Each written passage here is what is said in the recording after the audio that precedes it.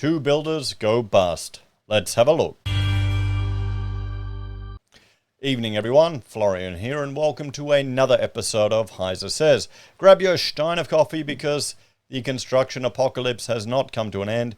Two more builders, this time in WA, have gone bust. Let's have a look at this article from news.com. Two more major building firms collapse in Western Australia. Oh boy. So another two companies have gone bankrupt due to labour shortages and increasing construction expenses. Fantastic. Another two more construction companies in Western Australia have gone under due to labour shortages and increasing construction costs. WA Housing Group, founded in 2019 and focused on custom builds and remodelling, was forced into liquidation on December 7th. While Individual Developments WA, which had prior agreements with the Department of Housing and Communities, has also collapsed. WA Housing Group reportedly owes $1 million to creditors and has 13 unfinished projects. Liquidator Matthias Trauert from GTS Advisory told the West Australian that both companies ran into trouble as construction costs rose while they were tied to fixed-term contracts. Now, do you think there will be a push to remove these fixed-term contracts for domestic builds? I mean, how many people... I mean, you have to have a contingency, don't you, for when stuff goes wrong. But, I mean, we've had so little inflation for so long. It's not surprising that it's knocking all these people over. And the more builders that go under, the harder it's going to be to maintain supply delivery for new builds with population increase. And, well, Labor's juicing up immigration, guys. Because apparently they care about the working class for some reason. I think that was all Labour. The reason WA Housing Group ceased trading is because they were, in my view, trading whilst insolvent. And they were incurring losses every month, so they had no choice but to close down the doors, he said. Now, remember when the government came to the rescue, everyone? You all remember that. I love reminding everyone about that. When they kept the zombie companies alive, they allowed them to trade while insolvent. And you can see just the crash in companies entering external administration. So even that going back to normal, it's going to feel like a big jump. Oh boy, I mean, that really scared me the most because they just changed the rules. And as a small business owner, there's 2 times I've been stiffed on money that I haven't been able to get back. One was a dodgy developer and one was a restaurateur. And I think one was 10 grand, the other one was 15 grand. So enough for me to get angry, enough for me to miss it when I needed the money, but not enough to tank us completely. Whereas a subby owned a couple $100 grand, that can really hurt them, particularly if they paid for materials and stuck it in a project. And I even went for QCAT. I won all of that, still couldn't get the money back. It's just the challenge of business. So I was really frustrated when the government changed the rules to allow people to trade while insolvent, because I knew that would set the snowball of insolvency would just keep flowing on. You'd be chasing your tail. You'd be using money for that project to pay for that project and pay for that project. You know, the next project we'll make a profit on, and then we'll be in the clear. We'll keep going. Boom. 13 houses unfinished. They took a bank loan. Everyone lost, even themselves, yeah. I see here, look at that moving the wheelbarrow full of cement. We were trying to do that today in clay. That was not fun, moving it on clay. Wet clay. Rachel was doing half barrows and doing a really good job. So you got to find a good wife, lads. Individual Developments attempted to renegotiate a contract with the Department of Housing and Communities, but a compromise on a new price could not be reached. The company was contracted by the state government to build a $2.4 million social housing development. The project was practically completed in December 21, but still required some work. A WA government spokesman said the Department of Communities had been in touch with IDWA and will work with the statewide builders panel to reassign these properties and complete them. They might end up paying more to finish the work by going to another builder than they would have had to negotiate with those guys. What do you reckon? That's the way government would have done it. Rather than, offering a lifeline to this builder and keeping them going, they couldn't reach an agreement, and I bet you they'll pay more because the new guys coming in, they have to take responsibility for everything. But that's how it happens sometimes. Prior to being advised of the appointment of liquidators, the department has been in regular communications with IDWA regarding progressing their active projects and the documentation required to substantiate their claim under the builder support package, the spokesman said.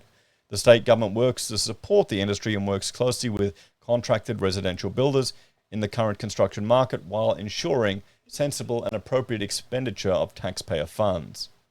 I don't know. I've seen how many government staff work on projects. Sure, okay. I'm just cynical and old. That's all. The news follows a horror year for the industry, with the West Australian business firm Construction, one of many to fall into administration by November 2022.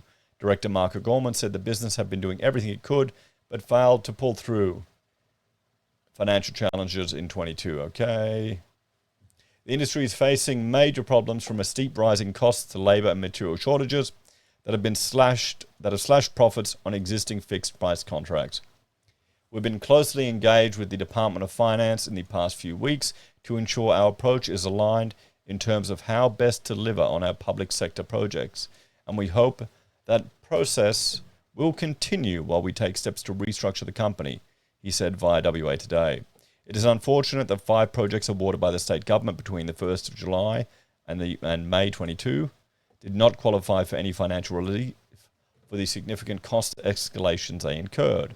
The Reserve Bank of Australia has warned more insolvencies are likely in the residential construction industry as builders struggle with rising costs. Some large firms have already entered into insolvency over the past year, including ProBuild, Condev, Construction, Pivotal Homes. Yep, we've gone through all of these. Overall, construction company insolvencies have increased sharply, exceeding their pre-pandemic levels and accounting for close to 30% of all company insolvencies, the RBA said in its twice-yearly financial stability review. There you go. So we've hit the cliff, guys. It doesn't kind of feel good when you tell people it's going to happen and this bloody well happens, does it?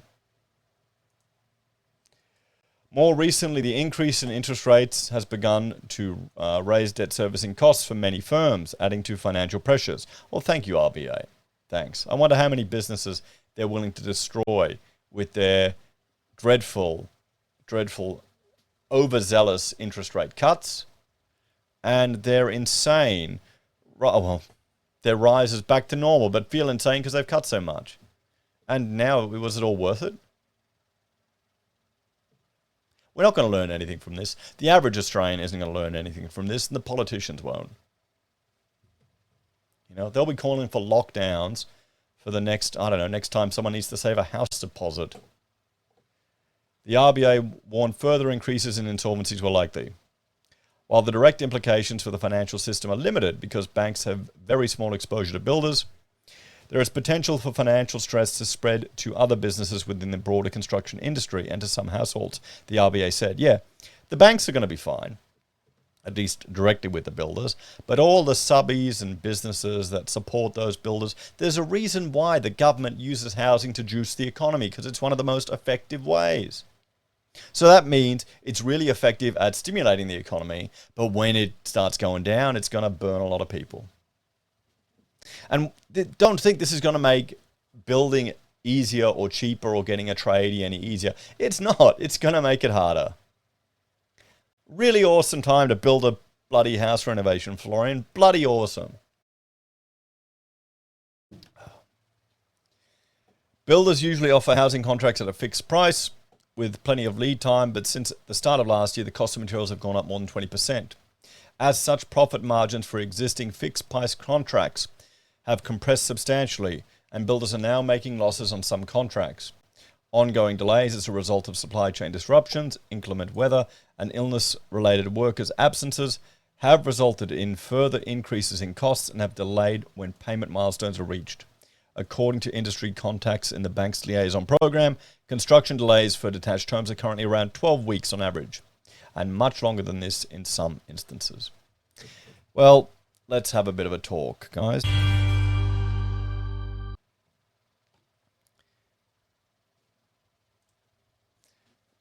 So, there we go. 2 more builders added to the list of construction companies that are going under.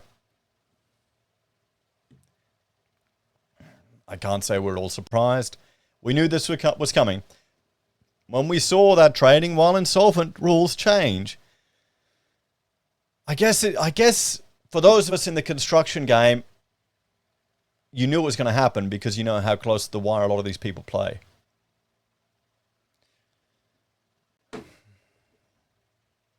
What can we say, guys?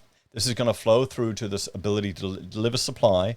We've got international students returning. We've got migrants increasing. We've got tourists coming up.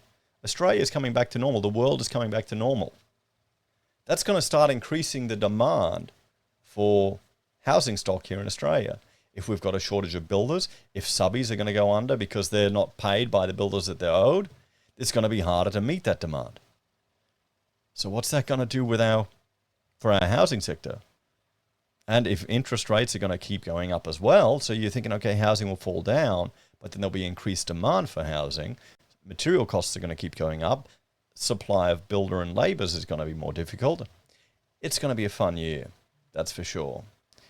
Guys, if you're in the construction game, make sure you're getting paid. Get your progress claims in on time. If you're working with a builder, make sure they're not overclaiming. Make sure they're not trying to use your job to pay for someone else. If they tell you they need money coming from this other job to pay your subbies, you know something's wrong. And those stat decks that they signed, that they've paid all the subbies, they aren't worth anything. Anyway, guys, thanks for watching. Check out Heise BIM or Heise Does for other videos. If you want to support the channel, you can on YouTube or Patreon, using our referral links, buying our merch, or calling us if you need an architect. Take care, everyone. Have a great evening. Only one video for tonight, and I will see you in the next episode of HeiseSays. Bye for now.